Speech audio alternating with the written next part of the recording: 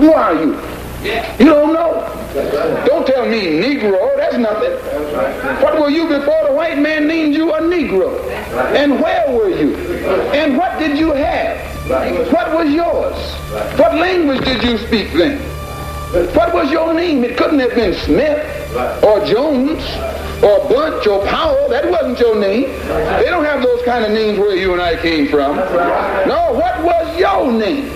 And why don't you now know what your name was then? Where did it go? Where did you lose it? Who took it? And how did he take it? What tongue did you speak? How did the man take your tongue? Where is your history? How did the man wipe out your history? What did the man do to make you as dumb as you are right now?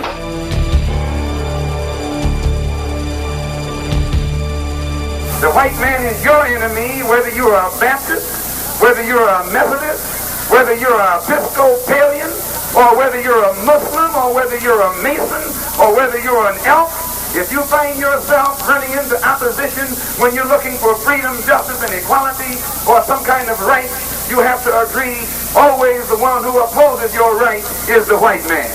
Some old blue-eyed, blonde-haired, bad-smelling white man.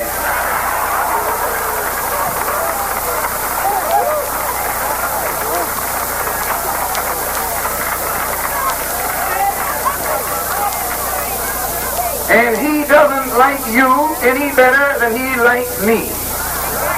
Some of you are dumb enough to think that he makes a distinction, that he makes a difference, but in his eyesight, there's no difference. When he puts his club upside your head, he doesn't care whether you're a Baptist, a Methodist, but he does want to know whether or not you're a Muslim. Because he knows if you're a Baptist or a Methodist, you're going to turn the other cheek. You're going to try and love your enemies. You're going to pray for them that despitefully use you. So he's not worried about you. But he knows if you're a Muslim, you're not going to turn the other cheek. If you pray for him, you pray that God kills him, or God helps you to kill him. That's the only kind of prayer you pray.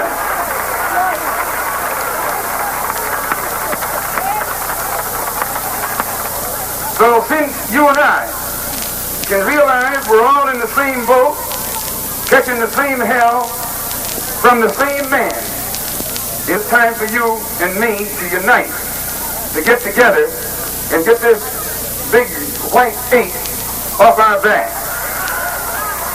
You got a bad habit. You're hooked and don't know it. You got what's known as white disease. You think you can't get along without the white man. You think you can't get some clothes without the white man. You think you can't get a house without the white man. You think you can't even get a job without the white man. You're worse than a man who thinks he can't get along without heroin. You're worse than the man who thinks he can't get along without morphine. You're worse than the junkie. You're in worse shape than the junkie because the junkie only has a little monkey on his back and you're running around with a big white ape named Uncle Sam on your back.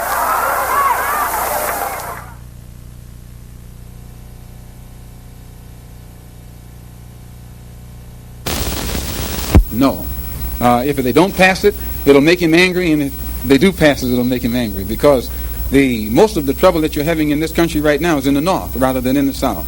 And I think that any person who has a knowledge of the Civil Rights Bill will agree that it offers the Negro in the North nothing that he doesn't already have. So if that bill is passed and it still doesn't offer the Northern Negro anything that he has, it means that the present civil rights legislation won't in any way correct the problems that Negroes in the North are facing. So after the bill is passed, the Negro will still be living in the ghetto. He'll still be the unemployed. He'll still be the victim of poor education and poor everything else.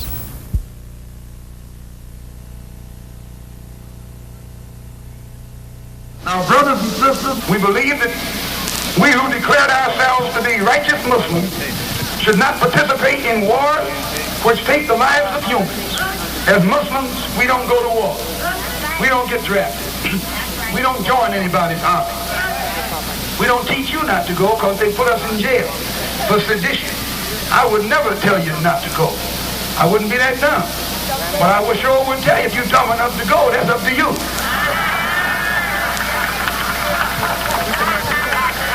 If you're dumb enough to fight for someone who means you no good, if you're dumb enough to fight for something that you have never gotten, If you are dumb enough to be as dumb as your other brothers who went into Korea and came back and still caught hell, if you're dumb enough to follow in the footsteps of your older brothers during World War II who fought all over the South Pacific, like Isaac Woods, and came back here to this country and got his eyes punched out by police right here in this country, if you are dumb enough behind what you know about the white man today to let him stick his uniform on you and send you overseas to fight, well, you go to hell on and fight.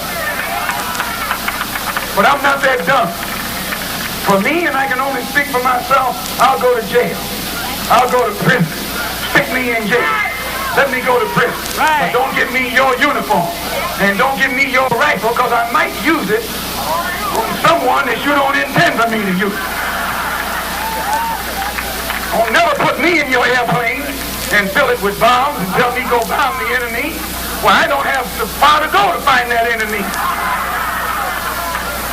No.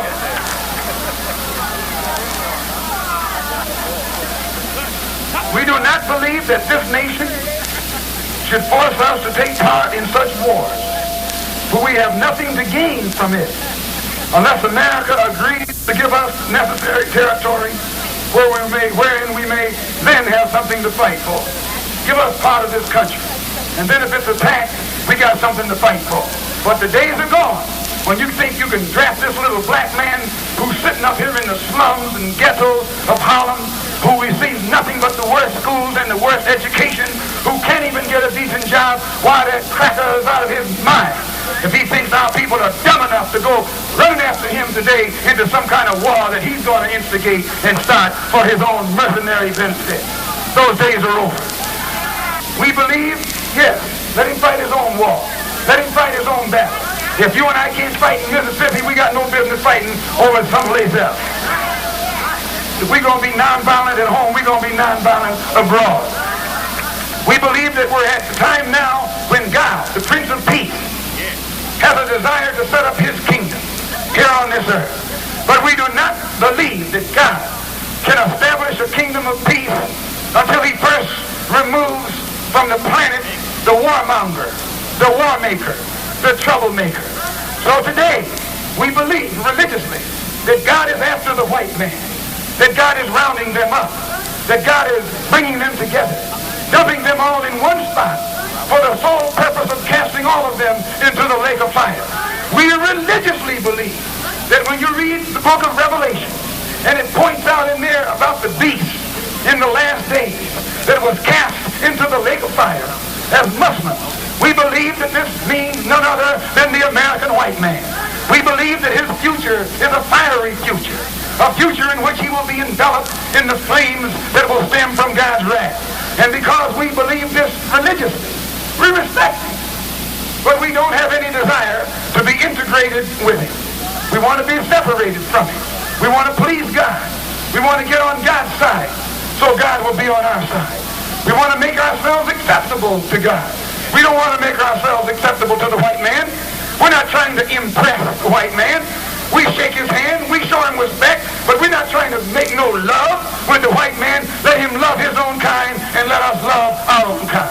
Let him unite his own kind and let us unite our own kind. Let him live in his neighborhood and let us live in our neighborhood. Let him run his community and let us run our community. If the white cops are going to be in the white community, let us have some black ones. Let us have some black precincts. Let us have some black merchants. Let us have some black stores. Let us have something black in a black community. We are tired of looking into the face of these blue-eyed exploiters who are taking advantage